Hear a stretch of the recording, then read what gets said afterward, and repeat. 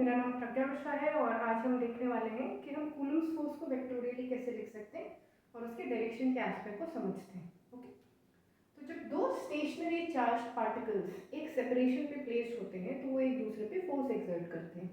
उस फोर्स को हम कैलकुलेट करते हैं with the help of Coulomb's law, जो ये बोलता है कि जो फोर्स होता है वो डायरेक्टली प्रोपोर्शनल होता है चार्जेस के मैग्नीट्यूड के प्रोडक्ट के बराबर और इन्वर्सली प्रोपोर्शनल होता है इनका जो डिस्टेंस है या फिर इनका जो सेपरेशन है उसके स्क्वायर के इन्वर्सली प्रोपोर्शनल होता है।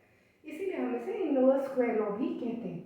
तो जब हम इन दोनों को कंबाइन कर देते हैं हमें कूलम्स फोर्स मिलता है which is equal to 1/4πε m। ये एक कांस्टेंट ऑफ प्रोपोर्शनैलिटी है and is equal to 1/4πε q1 q2/r²। Okay, तो यहाँ पे एक टर्म आ जाता है एप्सिलॉन m, जिसे हम बोलते हैं permittivity of the medium. Okay, तो जो कूलम्स फोर्स होता है unlike gravitational force, Coulomb's force पे मीडियम का असर पड़ता है। द मीडियम डिटरमाइंस कि कितना फोर्स लगेगा या नहीं लगेगा। अगर हम मीडियम चेंज कर देते हैं कीपिंग द चार्जेस का magnitude and the separation the same, force different हो जाता है।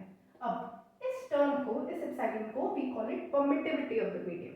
ओके, सपोज मैंने यहाँ पे चार्जेस को वैक्यूम में प्लेस कर दिया, in that case the epsilon m will become epsilon not.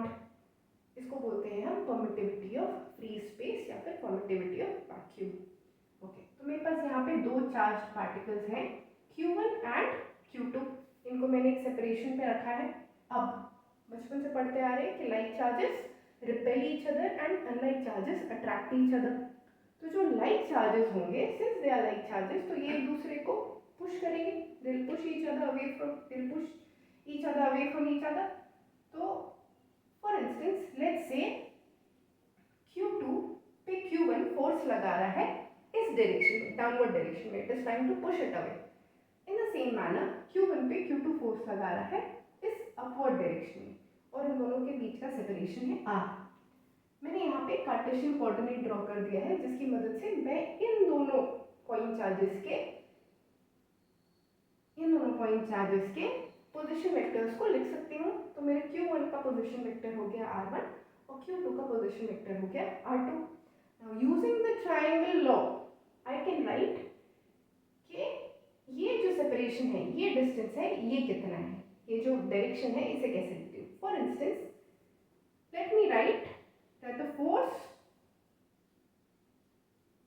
on charge particle 1 due to charge particle 2 1/4πε0 q1 q2 upon r square।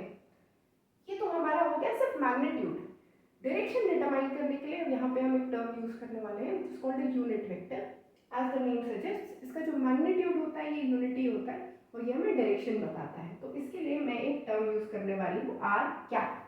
अब आर क्या, फॉर इंस्टेंस जो 1 पे, हम 1 पे निकाल रहे हैं फोर्स ऑन 1 ड्यू टू 2, तो आर पे जो फोर्स लग रहा है वो है सेकेंड से फर्स्ट की तरफ। फॉर इंस्टेंस मैं अगर इसे ऐसे बना लूँ तो ये है पार्टिकल 2, ये है पार्टिकल 1। इस पे जो फोर्स लग रहा है ये इस डायरेक्शन में लग रहा है, फ्रॉम 2 to 1। तो मैं इसको लिख दूंगी आर कैप 2 to 1। वेक्टोरियली जब हम किसी भी यूनिट वेक्टर को लिखते हैं तो हम इसे लिख सकते हैं एंटायर वेक्टर डिवाइडेड बाय उसका मैग्नीट्यूड। तो सिंस यहाँ पे मैंने r21 लिखा है, मैं 2 is the starting position and 1 is the ending position या फिर पॉइंट, तो इसे मैं लिख सकती हूँ r1 minus r2 divided by r1 minus r2 का मैग्नीट्यूड। तो here I can write it as, इसे मैं अगर हटा दूँ तो आर स्क्वायर तो एक ऑलरेडी है हमारे पास, we already have R square, और यहाँ पे मैं इसे रिप्लेस कर सकती हूँ। I can write it as r1 minus r2 divided by r1 minus r2 the entire magnitude cubed. तो ये हमें बता रहा है कि हम इसे वेक्टोरियली कैसे रिप्रेजेंट करते हैं। मैं इसको सिंप्लीफाई भी कर देती हूँ, तो इसे सिंपलिस्टिक टर्म्स में हम लिख सकते हैं 1/4πε0 q1 q2 divided by r21 का square multiplied by unit vector r21। Okay, ये इसका रिप्रेजेंटेशन हो गया। सिमिलरली अगर मुझे 2 पे फोर्स लगाना है कि सेकेंड चार्ज पार्टिकल पे फर्स्ट चार्ज पार्टिकल के कारण कितना फोर्स लग रहा है, तो इसको मैं लिखूंगी force on 2 due to 1 is equal to magnitude being the same, we can write it as 1 upon 4 pi epsilon naught q1 q2 upon r square multiplied by unit vector। अब इस यूनिट वेक्टर का जो direction होगा ये होगा 1 से 2 की तरफ, 1 से 2 की तरफ, तो हम इसे लिखेंगे r कैप 1 to 2 और यहाँ पे मैं लिख दूंगी r 1 to 2 का होल स्क्वायर। इसे भी फर्दर एक्सपैंड कर सकते हैं हम, तो यूनिट वेक्टर को हम इस फॉर्मेट में लिख सकते हैं, ये 2 to 1 के लिए था, 1 to 2 के लिए ये रिवर्स हो जाएगा, तो हम इसे लिख सकते हैं 1 upon 4 pi epsilon naught q1 q2 r 1 से 2, तो हम इसे लिखेंगे r2 minus r1 divided by r2 minus r1। यहाँ पे स्क्वायर ऑलरेडी है आपके पास, आपने एक इसको एक्सपैंड किया, इसका भी मैग्नीट्यूड नीचे ऐड हो जाएगा, तो इट गेट्स क्यूब्ड।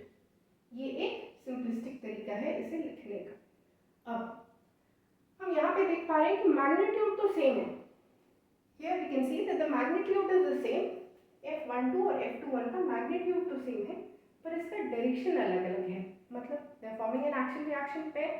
तो हम चाहे तो इसको लिख सकते हैं force on 1 due to 2 is equal to the negative of force on 2 due to 1। एक बहुत ही इंटरेस्टिंग कॉन्सेप्ट है। अगर हम चार्ज को किसी भी ओरिएंटेशन में प्लेस कर दें, कैसे भी प्लेस कर दें, किसी भी चार्जेस को कैसे भी ले लें, जो फोर्स होता है, जो इलेक्ट्रोस्टैटिक या कूलिंग फोर्स होता है, ये हमेशा एक्ट करता है इन दोनों चार्जेस को जब आप एक लाइन से कनेक्ट कर देते हो उस लाइन के अलावा। तो ये अट्रैक्टिव अगर होता, फॉर इंस्टेंस अगर यहाँ पे एक पॉजिटिव चार्ज होता है, एक नेगेटिव चार्ज होता है, तो ये दोनों अट्रैक्शन एक्सपीरियंस कर रहे होते हैं, उस केस में भी जो चार्जेस होते हैं उनका डायरेक्शन तो रिवर्स हो जाता है, लेकिन उनका जो लाइन ऑफ एक्शन है वो इस सेंट्रल लाइन के अलोंग ही रहता, इसीलिए हम कूलम्ब्स फोर्स को एक सेंट्रल फोर्स भी कहते हैं।